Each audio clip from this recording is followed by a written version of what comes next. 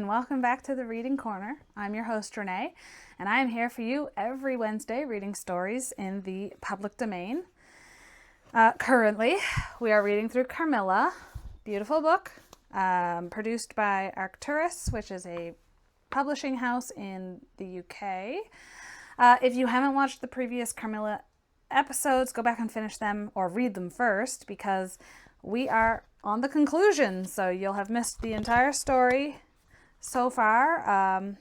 But without further ado, let's jump into Chapter 12. Chapter 12, A Petition.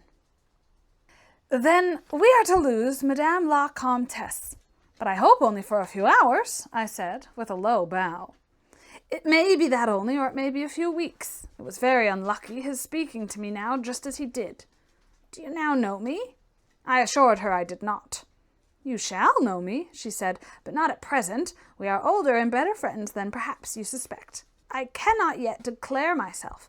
I shall in 3 weeks pass your beautiful Schloss, about which I have been making inquiries. I shall then look in upon you for an hour or two, and renew a friendship which I never think of without 1,000 pleasant recollections.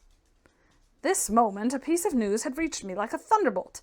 I must set out now and travel by a devious route, nearly 100 miles, with all the dispatch I can possibly make. My perplexities multiply.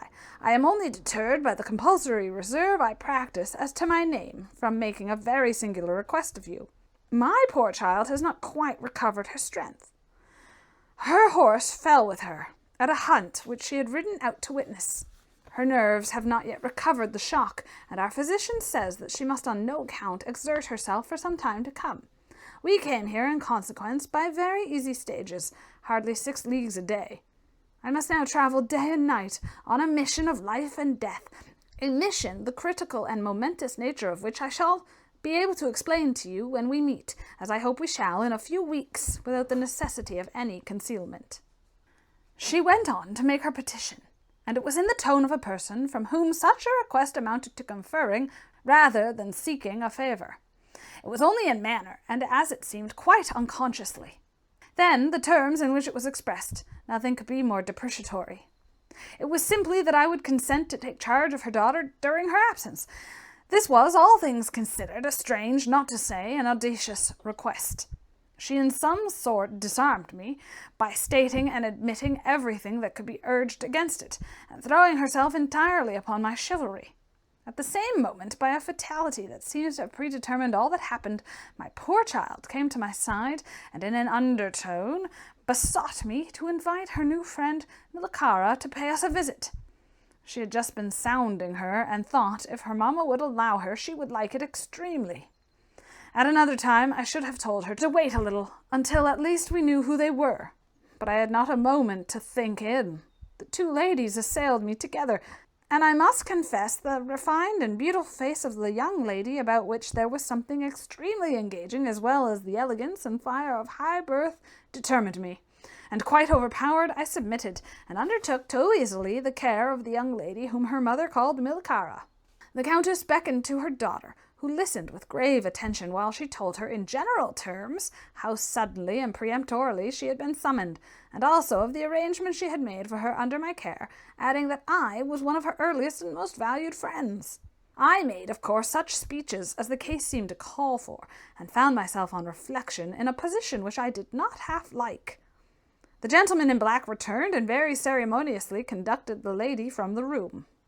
The demeanour of this gentleman was such as to impress me with the conviction that the Countess was a lady of very much more importance than her modest title alone might have led me to assume. Her last charge to me was that no attempt was to be made to learn more about her than I might have already guessed, until her return. Our distinguished host, whose guest she was, knew her reasons.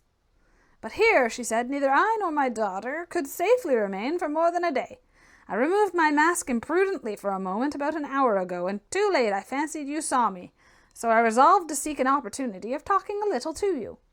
Had I found that you had seen me, I would have thrown myself on your high sense of honour to keep my secret some weeks. As it is, I am satisfied that you did not see me, but if you now suspect, or on reflection should suspect who I am, I commit myself in like manner entirely to your honour. My daughter will observe the same secrecy, and I well know that you will, from time to time, remind her, lest she should thoughtlessly disclose it." She whispered a few words to her daughter, kissed her hurriedly twice, and went away, accompanied by the pale gentleman in black, and disappeared into the crowd. "In the next room," said Millikara, "there is a window that looks upon the hall door. I should like to see the last of Mamma, and to kiss my hand to her." We assented, of course, and accompanied her to the window. We looked out and saw a handsome old-fashioned carriage with a troop of couriers and footmen. We saw the slim figure of the pale gentleman in black as he held a thick velvet cloak and placed it about her shoulders, and threw the hood over her head. She nodded to him and just touched his hand with hers. He bowed low repeatedly as the door closed, and the carriage began to move. "She is gone," said Millicera with a sigh. "She is gone," I repeated to myself for the first time, the hurried moments that had elapsed since my consent, reflecting upon the folly of my act. "She did not look up," said the young lady plaintively. "The Countess had taken off her mask, perhaps, and did not care to show her face," I said, "and she could not know that you were in the window." She sighed and looked in my face. She was so beautiful that I relented. I was sorry I had for a moment repented of my hospitality, and I determined to make her amends for the unavowed churlishness of my reception.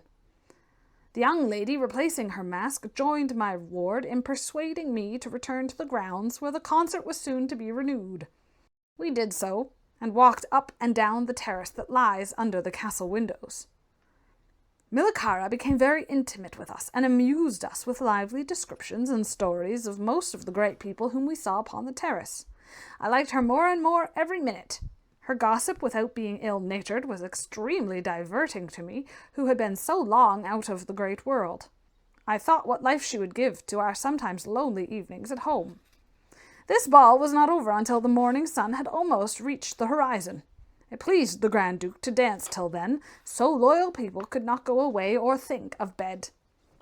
We had just got through the crowded saloon when my ward asked me what had become of Millikara.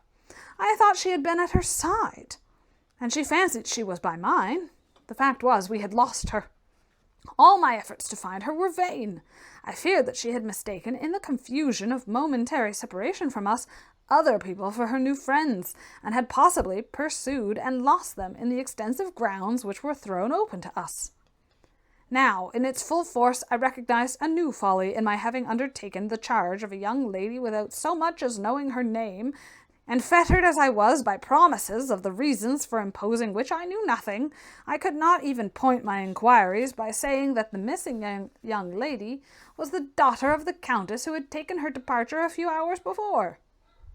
Morning broke. It was clear daylight before I gave up my search. It was not till near 2 o'clock the next day that we heard anything of my missing charge.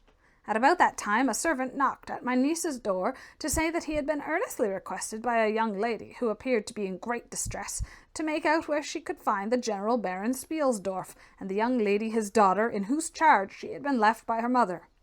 There could be no doubt, notwithstanding the slight inaccuracy, that our young friend had turned up. And so she had. Would to heaven we had lost her. She told my poor child a story to account for her having failed to recover us for so long. Very late, she said, she had got to the housekeeper's bedroom in despair of finding us, and then had fallen into a deep sleep, which, long as it was, had hardly sufficed to recruit her strength after the fatigues of the ball. That day Millikara came home with us. I was only too happy, after all, to have secured so charming a companion for my dear girl. Chapter 13. The Woodman. There soon, however, appeared some drawbacks. In the first place, Millikara complained of extreme languor, the weakness that remained after her late illness, and she never emerged from her room till the afternoon was pretty far advanced. In the next place, it was accidentally discovered, although she always locked her door on the inside and never disturbed the key from its place till she admitted the maid to assist at her toilet, that she was undoubtedly sometimes absent from her room in the very early morning, and at various times later in the day, before she wished it to be understood that she was stirring. She was repeatedly seen from the windows of the schloss in the first faint grey light of the morning, walking through the trees in an easterly direction and looking like a person in a trance. This convinced me that she walked in her sleep, but the hypothesis did not solve the puzzle, How did she pass out from her room, leaving the door locked on the inside? How did she escape from the house without unbarring a door or window? In the midst of my perplexity, an anxiety of a far more urgent kind presented itself. My dear child began to lose her looks and health, and that in a manner so mysterious and even horrible that I became thoroughly frightened. She was at first visited by appalling dreams, then, as she fancied, by a spectre, something resembling Milicara, sometimes in the shape of a beast indistinctly seen, walking round the foot of her bed from side to side. Lastly came sensations. One, not unpleasant, but very peculiar, she said, resembled the flow of an icy stream against her breast. At a later time she felt something like a pair of large needles piercing her a little below the throat, with a very sharp pain. A few nights after followed a gradual and convulsive sense of strangulation, and then came unconsciousness. I could hear distinctly every word the kind old general was saying, because by this time we were driving upon the short grass that spreads on either side of the road as you approach the roofless village which had not shown the smoke of a chimney for more than half a century. You may guess how strangely I felt as I heard my own symptoms so exactly described in those which had been experienced by the poor girl who, but for the catastrophe which followed, would have been at that moment a visitor at my father's chateau. You may suppose also how I felt as I heard him detail habits and mysterious peculiarities which were, in fact, those of our beautiful guest Carmilla. A vista opened in the forest. We were on a sudden under the chimneys and gables of the ruined village, and the towers and battlements of the dismantled cattle, round which gigantic trees are grouped, overhung us from a slight eminence. In a frightened dream, I got down from the carriage, and in silence, for we had each abundant matter for thinking, we soon mounted the ascent, and were among the spacious chambers, winding stairs, and dark corridors of the castle. "And this was once the palatial residence of the Karnsteins," said the old general at length, as from a great window he looked out across the village and saw the wide, undulating expanse of forest. "It was a bad family, and here its blood-stained annals are written," he continued. "It is hard that they should, after death, continue to plague the human race with their atrocious lusts. That is the chapel of the Karnsteins, down there." He pointed down to the grey walls of the Gothic building, partly visible through the foliage, a little way down the steep. "And I hear the axe of a woodman," he added, "busy among the trees that surround it. He possibly may give us the information of which I am in search, and point out the grave of Mircalla, Countess of Karnstein. These rustics preserve the local traditions of great families whose stories die out among the rich and titled so soon as the families themselves become extinct. We have a portrait at home of Mircalla, the Countess Karnstein. Should you like to see it?" asked my father. "Time enough, dear friend," replied the general. "I believe that I have seen the original, and one motive which has led me to you earlier than I first intended was to explore the chapel which we are now approaching." "What? See the Countess Mircalla?" exclaimed my father. "Why, she has been dead more than a century." "Not so dead as you fancy, I am told," answered the general. "I confess, General, you puzzle me utterly," replied my father, looking at him. I fancied for a moment with a return of the suspicion I detected before. But although there was anger and detestation at times in the old general's manner, there was nothing flighty. "That remains to me," he said, as we passed under the heavy arch of the Gothic church, for its dimensions would have justified it being so styled. "But one object which can interest me during the few years that remain to me on earth, and that is to wreak on her the vengeance which, I thank God, may still be accomplished by a mortal arm." "What vengeance can you mean?" asked my father in increasing amazement. "I mean to decapitate the monster," he answered, with a fierce flush and a stamp that echoed mournfully through the hollow ruin, and his clenched hand, which at the same moment raised as if it grasped the handle of an axe, while he shook it ferociously in the air. "What?" exclaimed my father, more than ever bewildered. to strike her head off. Cut her head off? Aye, with a hatchet, with a spade, or with anything that can cleave through her murderous throat. You shall hear, he answered, trembling with rage. And hurrying forward, he said, That beam will answer for a seat. Your dear child is fatigued. Let her be seated, and I will in a few sentences close my dreadful story. The squared block of wood which lay on the grass-grown pavement of the chapel formed a bench on which I was very glad to seat myself. And in the meantime the general called to the woodman, who had been removing some boughs which leaned upon the old walls, and axe in hand the hardy old fellow stood before us. He could not tell us anything of these monuments, but there was an old man, he said, a ranger of this forest, at present sojourning in the house of the priest, about 2 miles away, who could point out every monument of the old Karnstein family, and for a trifle he undertook to bring him back with him, if we would lend him one of our horses in little more than half an hour.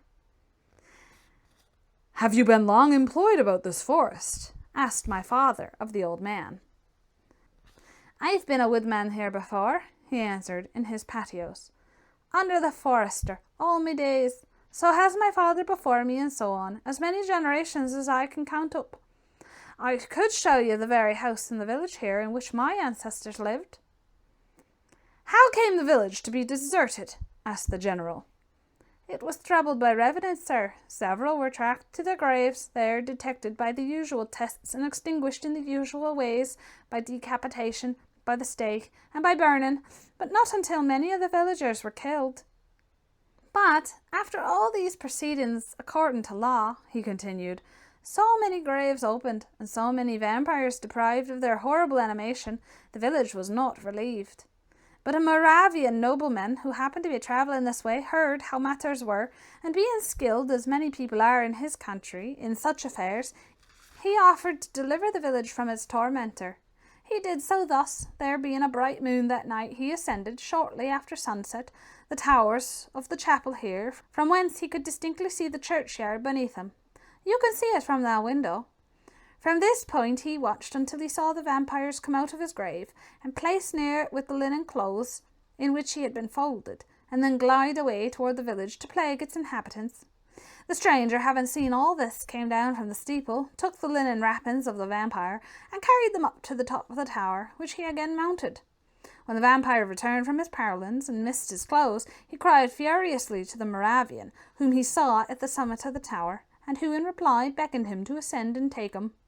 Whereupon the vampire, accepting his invitation, began to climb the steeple, and so soon as he had reached the battlements, the Moravian, with a stroke of his sword, clove his skull in twain, hurling him down to the churchyard, whither, descending by the winding stair, the stranger followed, and cut his head off, and next day delivered it and the body to the villagers, who duly impaled and burnt them. This Moravian nobleman had authority from the then head of the family to remove the tomb of Mircalla, Countess Karnstein, which he did effectually, so that in a little while its site was clean forgotten." "Can you point out where it stood?" asked the general eagerly. The forester shook his head and smiled. "Not a soul living could tell you that now," he said. "Besides, they say her body was removed, but no one is sure of that either." Having thus spoken, as time pressed, he dropped his axe and departed, leaving us to hear the remainder of the general's strange story. Chapter 14. The Meeting. "My beloved child," he resumed, "was now growing rapidly worse.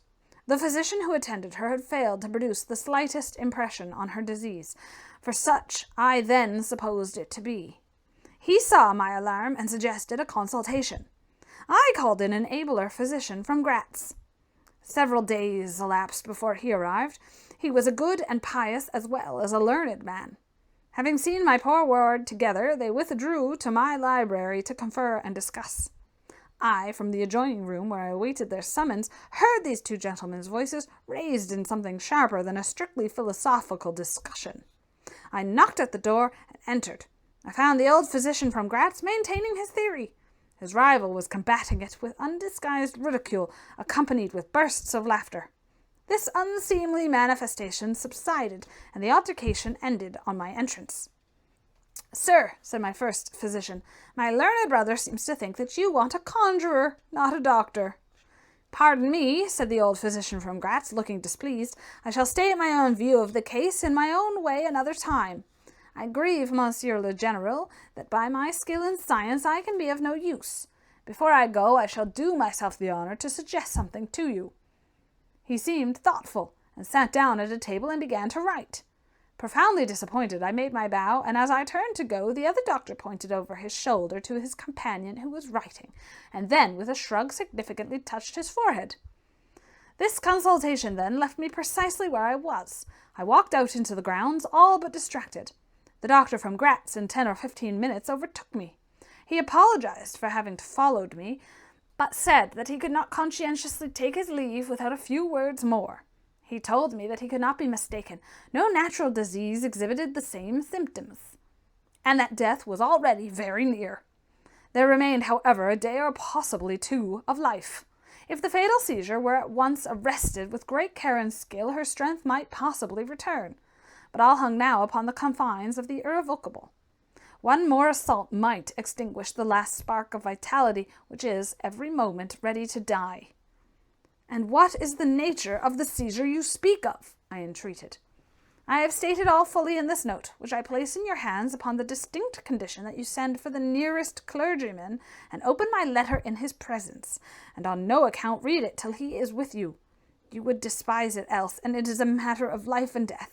Should the priest fail you, then indeed you may read it." He asked me, before taking his leave finally, whether I would wish to see a man curiously learned upon the very subject, which, after I had read his letter, would probably interest me above all others, and he urged me earnestly to invite him to visit him there, and so took his leave. The ecclesiastic was absent, and I read the letter by myself.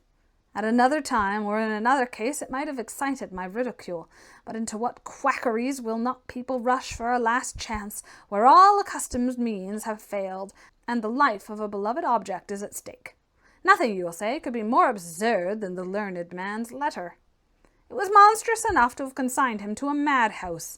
He said that the patient was suffering from the visits of a vampire. The punctures which she described as having occurred near the throat were, he insisted, the insertion of those 2 long, thin, and sharp teeth, which, it is well known, are peculiar to vampires. And there could be no doubt, he added, as to the well-defined presence of the small, livid mark, which all concurred in describing as that induced by the demon's lips, and every symptom described by the sufferer was in exact conformity with those recorded in every case of a similar visitation.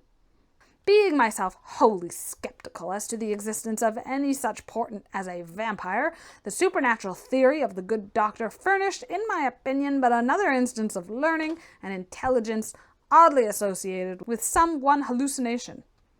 I was so miserable, however, that rather than try nothing, I acted upon the instructions of the letter. I concealed myself in the dark dressing-room that opened upon the poor patient's room, in which a candle was burning, and watched there till she was fast asleep. I stood at the door, peeping through the small crevice, my sword laid on the table beside me, as my directions prescribed, until a little after 1 I saw a large black object, very ill-defined, crawl, as it seemed to me, over the foot of the bed, and swiftly spread itself up to the poor girl's throat, where it swelled in a moment into a great palpitating mass. For a few moments I stood petrified. I now sprang forward with my sword in my hand. The black creature suddenly contracted toward the foot of the bed, glided over it, and standing on the floor about a yard below the foot of the bed, with a glare of sulking ferocity and horror fixed on me, I saw Melisara. Speculating I know not what, I struck at her instantly with my sword, but I saw her standing near the door, unscathed. Horrified, I pursued and struck again. She was gone, and my sword flew to shivers against the door. I can't describe to you all that passed on that horrible night. The whole house was up and stirring. The spectre Melisara was gone, but her victim was sinking fast, and before the morning dawned, she died. The old general was agitated. We did not speak to him. My father walked to some little distance and began reading the inscriptions on the tombstones, and thus occupied he strolled into the door of a side chapel to prosecute his researches. The general leaned against the wall, dried his eyes, and sighed heavily. I was relieved on hearing the voices of Carmilla and Madame, who were at that moment approaching. The voices died away. In this solitude, having just listened to so strange a story, connected as it was with the great and titled dead whose monuments were mouldering among the dust and ivy round us, and every incident of which bore so awfully upon my own mysterious case, in this haunted spot, darkened by the towering foliage that rose on every side, dense and high above its noiseless walls, a horror began to steal over me, and my heart sank as I thought that my friends were, after all, not about to enter and disturb this triste and ominous scene. The old general's eyes were fixed on the ground as he leaned with his hand upon the basement of a shattered monument. Under a narrow arched doorway, surmounted by one of those demoniacal grotesques in which the cynical and ghastly fancy of old Gothic carvings delight, I saw very gladly the beautiful face and figure of Carmilla enter the shadowy chapel. I was just about to rise and speak, and nodded, smiling, in answer to her peculiarly engaging smile, when with a cry the old man by my side caught up the woodman's hatchet and started forward. On seeing him, a brutalized change came over her features.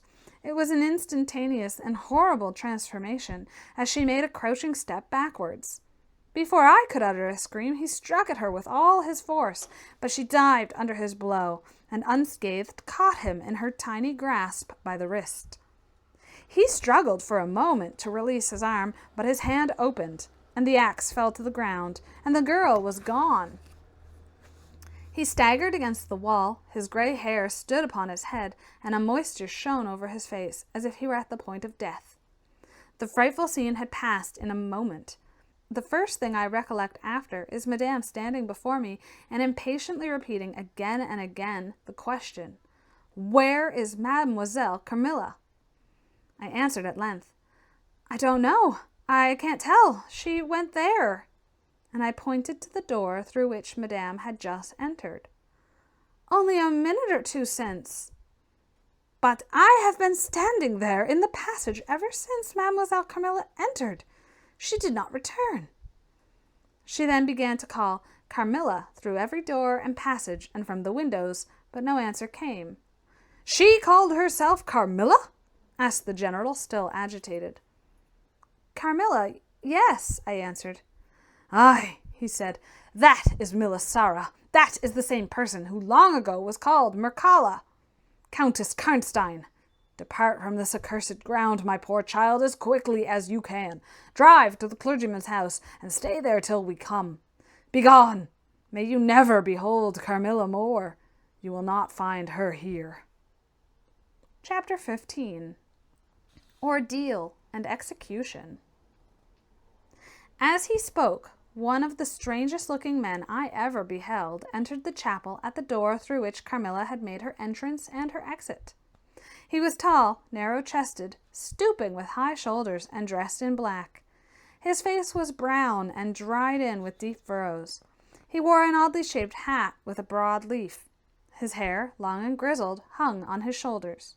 He wore a pair of gold spectacles and walked slowly, with an odd shambling gait, with his face sometimes turned up to the sky and sometimes bowed down toward the ground. Seemed to wear a perpetual smile. His long, thin arms were swinging, and his lank hands, in old black gloves ever so much too wide for them, waving and gesticulating in utter abstraction. "The very man!" exclaimed the general, advancing with manifest delight. "My dear Baron, how happy I am to see you! I had no hope of meeting you so soon." He sighed to my father, who had by this time returned, and leading the fantastic old gentleman whom he called the Baron to meet him, he introduced them formally, and they at once entered into earnest conversation. The stranger took a roll of paper from his pocket and spread it on the worn surface of a tomb that stood by. He had a pencil case in his fingers with which he traced imaginary lines from point to point on the paper, which, from their often glancing at it together at certain points of the building, I concluded to be a plan of the chapel. He accompanied what I may term his lecture with occasional readings from a dirty little book whose yellow leaves were closely written over. They sauntered together down the side aisle opposite to the spot where I was standing, conversing as they went. Then they began measuring distances by paces, and finally they all stood together, facing a piece of the side wall, which they began to examine with great minuteness, pulling off the ivory that clung over it, and rapping the plaster with the ends of their sticks, scraping here and knocking there.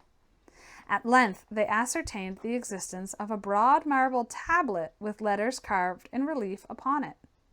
With the assistance of the woodman, who soon returned a monumental inscription, and carved escutcheon were disclosed. They proved to be those of the long-lost monument of Mircalla, Countess Karnstein. The old general, though now I fear given to the praying mood, raised his hands and eyes to heaven in mute thanksgiving for some moments. "Tomorrow," I heard him say, "the commissioner will be here, and the inquisition will be held according to law." Then, turning to the old man with the gold spectacles whom I have described, he shook him warmly by both hands and said, "Baron, how can I thank you? How can we all thank you? You will have delivered this region from a plague that has scourged its inhabitants for more than a century. The horrible enemy, thank God, is at last tracked." My father led the stranger aside, and the general followed. I know that he had led them out of hearing, that he might relate my case, and I saw them glance often, quickly at me, as the discussion proceeded. My father came to me, kissed me again and again, and leading me from the chapel said, "It is time to return, but before we go home we must add to our party the good priest, who lives but a little way from this, and persuade him to accompany us to the Schloss." In this quest we were successful, and I was glad, being unspeakably fatigued when we reached home. But my satisfaction was changed to dismay on discovering that there were no tidings of Carmilla. Of the scene that had occurred in the ruined chapel, no explanation was offered to me, and it was clear that it was a secret which my father, for the present, determined to keep from me. The sinister absence of Carmilla made the remembrance of the scene more horrible to me. The arrangements for the night were singular. 2 servants and Madame were to sit up in my room that night, and the ecclesiastic with my father kept watch in the adjoining dressing-room. The priest had performed certain solemn rites that night, the purport of which I did not understand any more than I comprehended the reason for this extraordinary precaution taken for my safety during sleep. I saw all clearly a few days later. The disappearance of Carmilla was followed by the discontinuance of my nightly sufferings. You have heard, no doubt, of the appalling superstition that prevails in Upper and Lower Styria, in Moravia, Silesia, in Turkish Serbia, in Poland, even in Russia, the superstition, so we must call it, of the vampire. If human testimony, taken with every care and solemnity, judicially before commissions innumerable, each consisting of many members, all chosen for integrity and intelligence, and constituting reports more voluminous perhaps than exist upon any one other class of cases, is worth anything, it is difficult to deny or even to doubt the existence of such a phenomenon as the vampire. For my part, I have heard no theory by which to explain what I myself have witnessed and experienced other than that supplied by the ancient and well-attested belief of the country. The next day the formal proceedings took place in the chapel of Karnstein. The grave of the Countess Mircalla was open, and the general and my father recognized each his perfidious and beautiful guest in the face now disclosed to view. The features, though 150 years had passed since her funeral, were tinted with the warmth of life. Her eyes were open. No cadaverous smell exhaled from the coffin. The 2 medical men, one officially present, the other on the part of the promoter of the inquiry, attested the marvelous fact that there was a faint but appreciable respiration, and a corresponding action of the heart. The limbs were perfectly flexible, the flesh elastic, and the leaden coffin floated with blood, in which, to a depth of 7 inches, the body lay immersed. Here, then, were all the admitted signs and proofs of vampirism. The body, therefore, in accordance with the ancient practice, was raised, and a sharp stake driven through the heart of the vampire, who uttered a piercing shriek at the very moment, in all respects such as might escape from a living person in the last agony. Then the head was struck off, and a torrent of blood flowed from the severed neck. The body and head was next placed on a pile of wood and reduced to ashes, which were thrown upon the river and borne away, and that territory has never since been plagued by the visits of a vampire. My father has a copy of the report of the Imperial Commission, with the signatures of all who were present at these proceedings, attached in verification of the statement. It is from this official paper that I have summarized my account of this last shocking scene. Chapter 16. Conclusion. I write all this, you suppose, with composure, but far from it. I cannot think of it without agitation.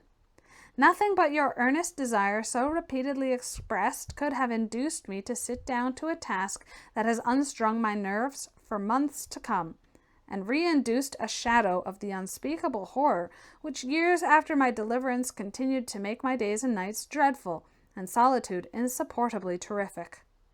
Let me add a word or two about that quaint Baron Vordenburg, to whose curious lore we were indebted for the discovery of the Countess Mersala's grave.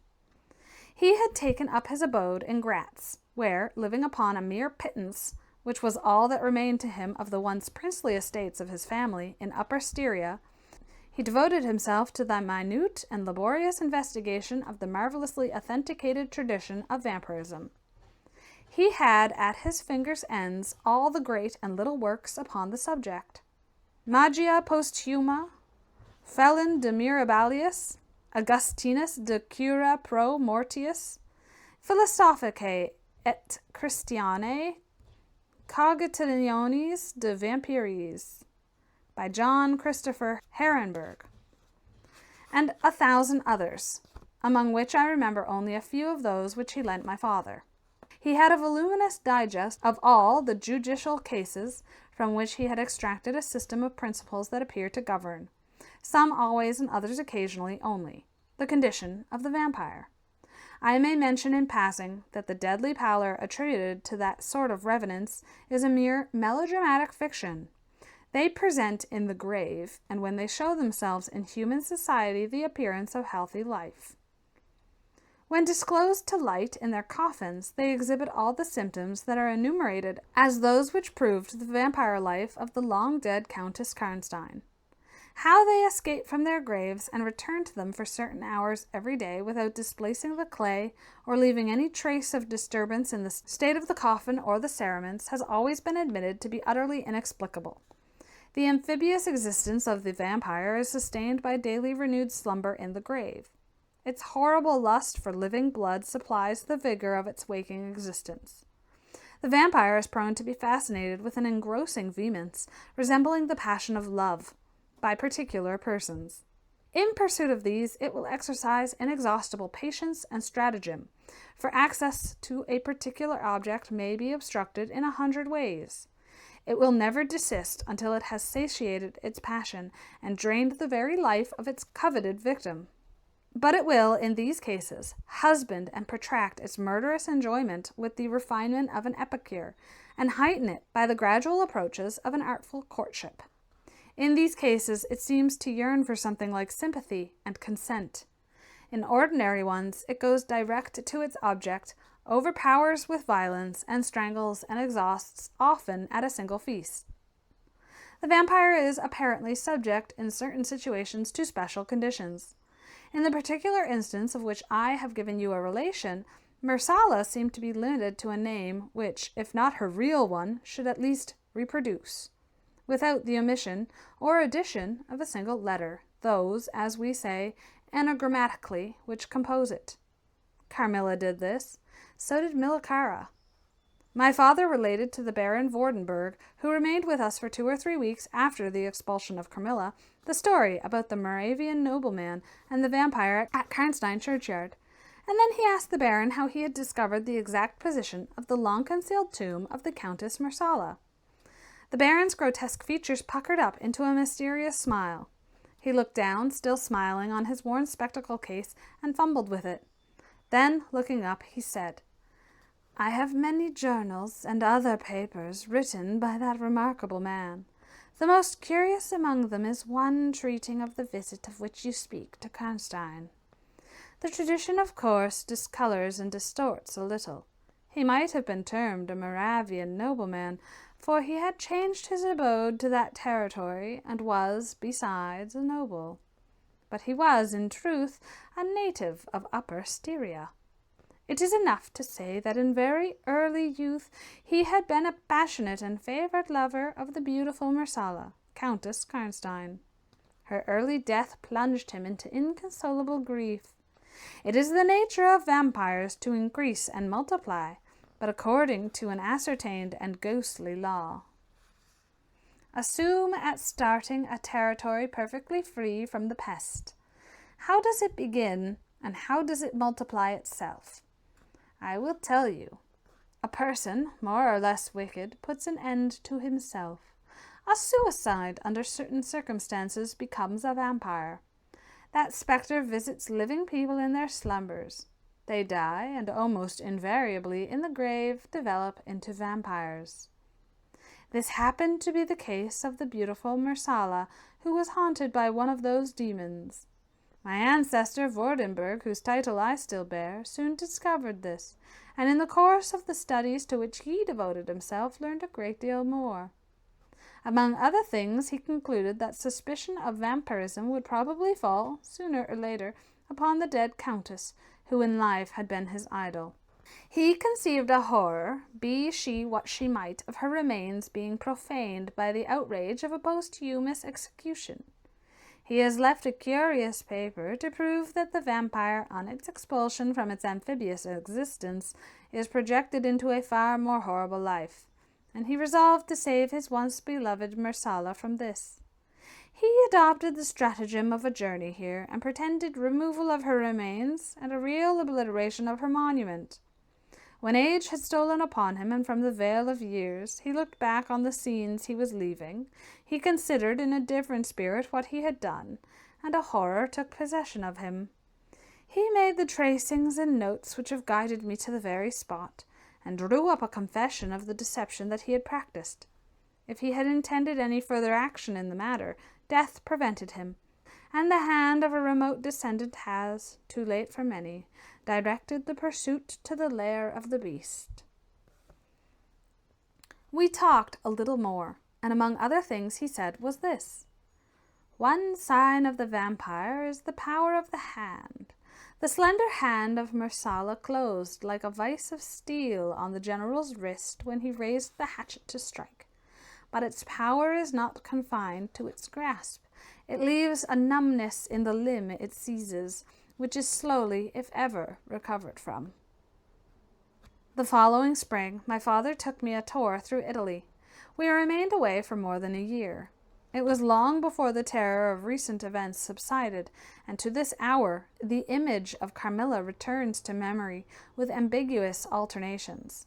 Sometimes the playful, languid, beautiful girl, sometimes the writhing fiend I saw in the ruined church. And often, from a reverie I have started, fancying I heard the light steps of Carmilla at the drawing-room door. The end. And that, my friends, is the story of Carmilla. The story of a Dracula before Dracula. Pretty good. Pretty exciting. Next week, the upload for Wednesday will just be the full version of Carmilla, front to back, with none of the intros or outros. I'm going to be calling it Binge the Book, and it'll just be like a regular audiobook from start to finish, just me reading this book. And then following that, I will be getting into a new book, so stay tuned. Bye!